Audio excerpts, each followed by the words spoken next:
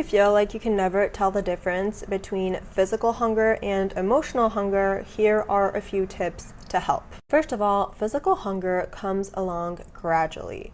So you're going to get physical signs for that, and little by little you're going to start to feel that your stomach feels empty, and then that it might start growling, and then that you get lower and lower in energy, and that you may become like irritable or moody or tired. Whereas emotional hunger is going to come very intensely and without warning, kind of like all of a sudden. Usually physical hunger doesn't include like a specific desire for a certain food. It's more the general idea of like getting something into your body.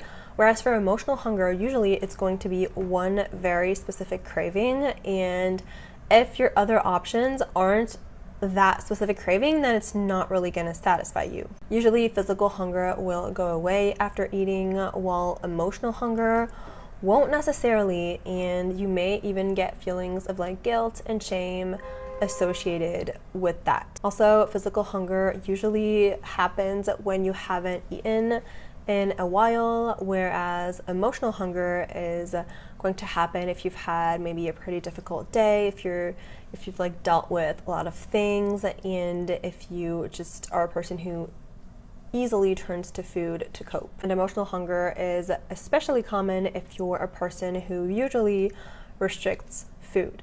Now, it's also important to remember that just because the hunger you're feeling is emotional, it doesn't mean that you have to disregard it.